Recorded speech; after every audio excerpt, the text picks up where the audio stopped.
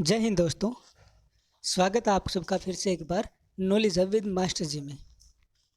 इससे पहले हम पॉलिटी की 4 क्लास कर चुके हैं और आज हम पॉलिटी की 5वीं क्लास करने वाले हैं। यदि इससे पहले आपने वो वीडियो नहीं देखी है तो आपको यहाँ आई बटन मिलेगा, उस पर क्लिक करके आप वो वीडियो देख सकते हैं। इसके अलावा आप डिस्क्रिप्शन में लिंक दिया गया है, वहाँ से भी देख सकते हैं। यदि आप इस चैनल पर पहली बार आए हैं तो चैनल को सब्सक्राइब कर लें और बेल आइकन दबाना न भूलें ताकि आपको आने वाली सभी वीडियोज़ की नोटिफिकेशन समय पर मिलती रहे। तो चलिए आज की क्लास शुरू करते हैं बिना किसी देरी के।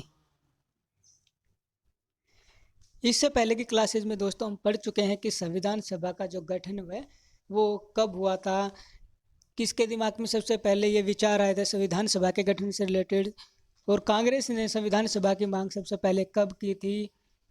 इस तरह के जो क्लासेज हैं वो हम पहले कर चुके हैं। तो आज हम उसमें थोड़ा सा आगे चलते हैं और आगे देखते हैं कि जो संविधान सभा की जो पहली बैठक हुई थी वो कब हुई थी। वो हुई थी 9 दिसंबर 1946 को, और उसमें जो संविधान सभा में जो सबसे वरिष्ठ सदस्य थे डॉक्टर सच्चिदानंद सिन्हा जी, उनको इसका स्थायी अध्यक्ष चुन लिया गया था पहली बैठक में ही।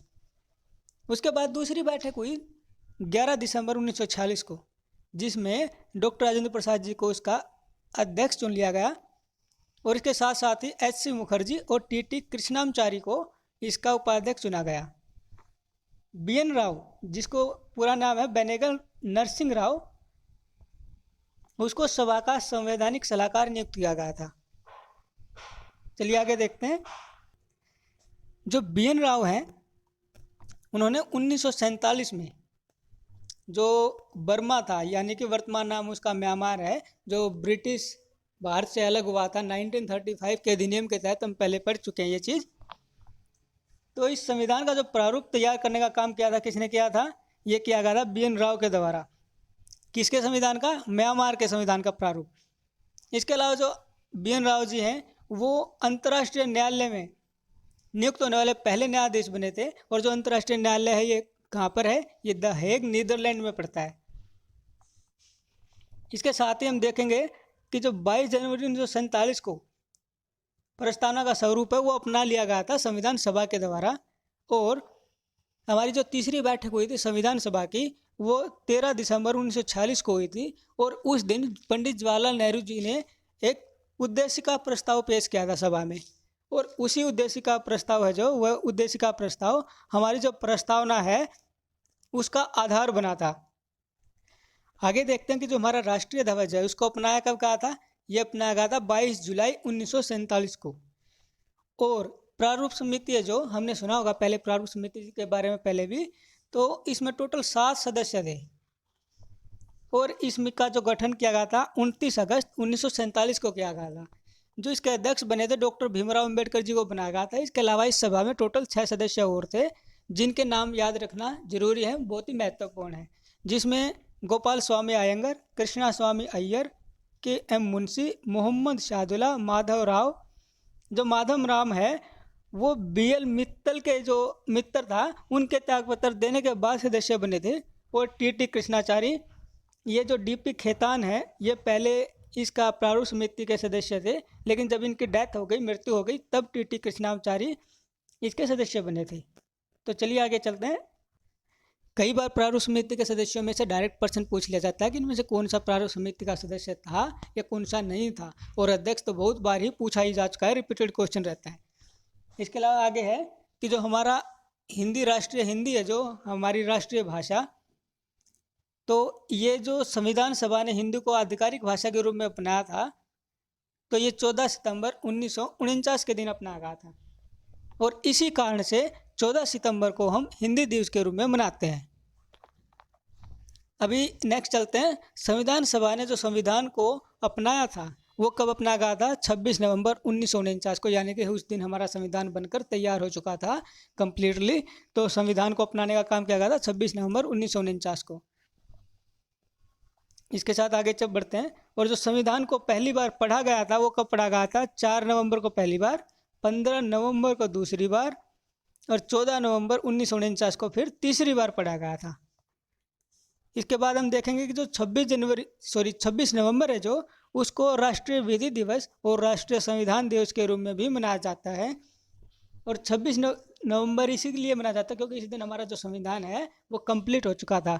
और ये जो राष्ट्रीय संविधान दिवस है ये हम 2015 से मनाना हमने शुरू किया है, इससे पहले हम राष्ट्रीय संविधान दिवस नहीं मनाते थे। तो चलिए आगे चलते हैं।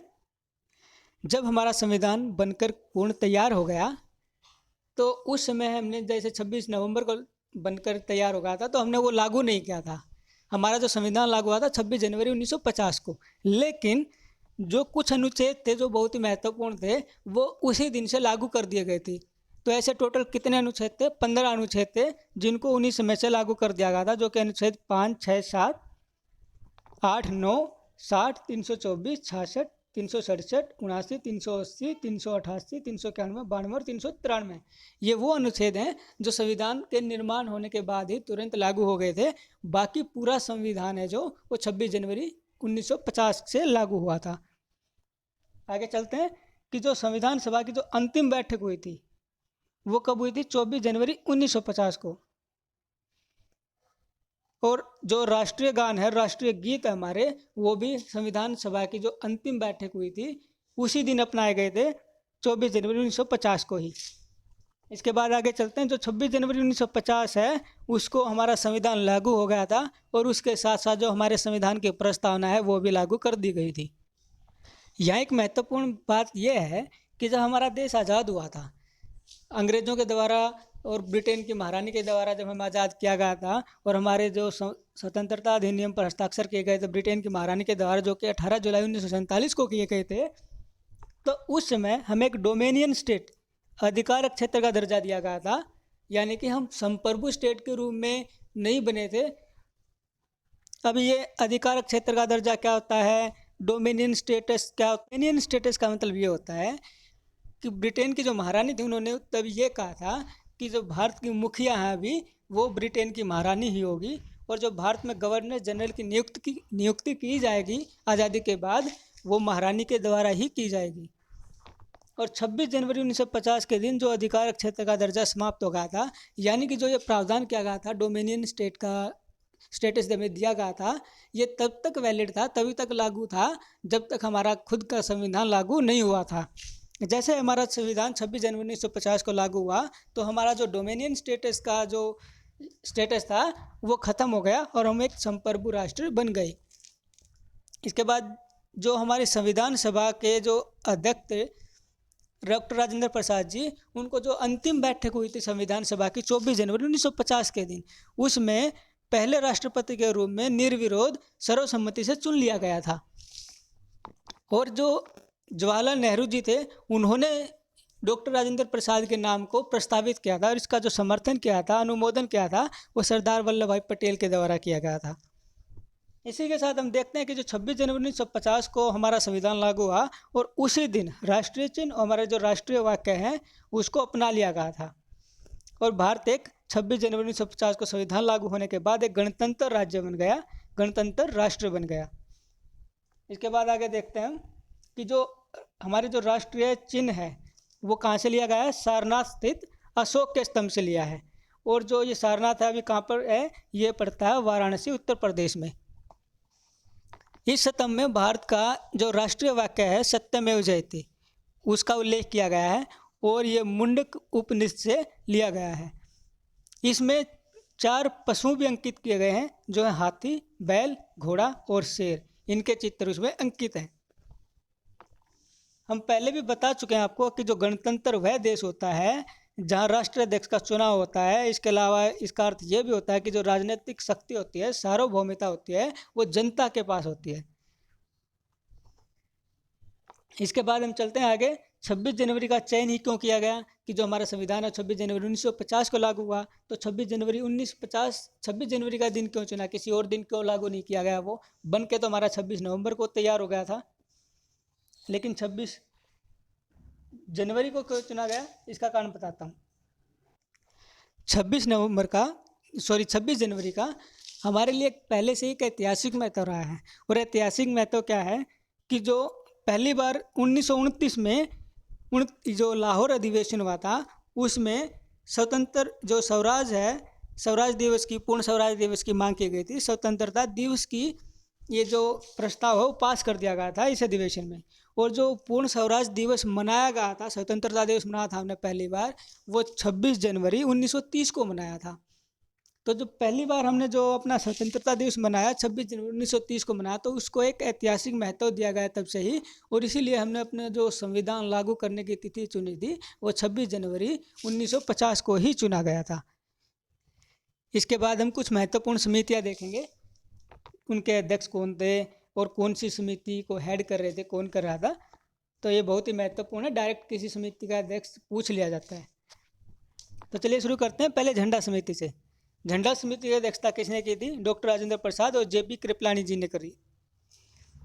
इसके बाद संचालन समिति, उसकी अध्यक्षता कर रहे थे डॉक्टर राजेंद्र प्रसाद जी, और इसके साथ साथ प्रक्रिया नियम समिति थी जो, उसकी अध्यक्षता भी डॉक्टर राजेंद्र प्रसाद जी ने ही की थी। नियामक समिति है जो संघ शक्ति समिति है, उसकी अध्यक्षता भी पंडित जवाहरलाल नेहरू के द्वारा की गई थी। संघीय संविधान समिति की अध्यक्षता भी कौन कर रहे थे? नेहरू जी कर रहे थे। इसके बाद हम देखते हैं कि जो राज्यों के लिए समिति बनी थी, राज्यों का समझौता करवाने के लिए, उसका ये अध्यक्षता भी जवाहरलाल नेहरू जी ने की थी। इसके बाद जो मौलिक अधिकारों से संबंधित समिति थी, उसकी अध्यक्षता सरदार वल्लभ भाई पटेल कर रहे थे। और अल्पसंख्यक जनजाति और बहिष्कृत क्षेत्र के लिए जो सलाहकार समिति बनाई गई थी, उसकी अध्यक्षता भी कर रहे थे हमारे सरदार वल्लभ भाई पटेल जी। एक थी भारतीय संविधान एवं जो सलाहकार समिति थी, उसकी अध्यक्षता भी सरदार वल्लभ भाई पटेल के द्वारा की गई थी। जो संविधान के सभी कार्यों से संबंधित जो समिति थी, उसकी अध्यक्षता जी.वी. मावलंकर ने की थी। और कार्य संचालन समिति बनाई गई थी एक, उसकी अध्यक्षता की गई थी के.एम. मुंशी के द्वारा। और इसके साथ साथ हम प्रारूप समिति तो पहले ही देख चुके हैं, जिसकी अध्यक्षता डॉक्टर भीमराव अम्बेडकर जी के द्वारा की गई थी। तो ये सभी समितियाँ बहुत ही महत्वपूर्ण हैं, तो जितना हो सके इनको याद रखने की कोशिश करें। तो आज की क्लास में बस इतना ही। तो आई होप कि आपको ये सेशन बहुत पसंद आया होगा, और अगर आपको ये क्लास पसंद आई तो कृपया वीडियो को लाइक करें, अपने दोस्तों के साथ शेयर करें और चैनल को सब्सक्राइब करना न भूलें। तो इसी के साथ आज की क्लास का यही अंत करते हैं और मिलते हैं आपको कल की क्लास में। तब तक के लिए जय हिंद, जय भारत।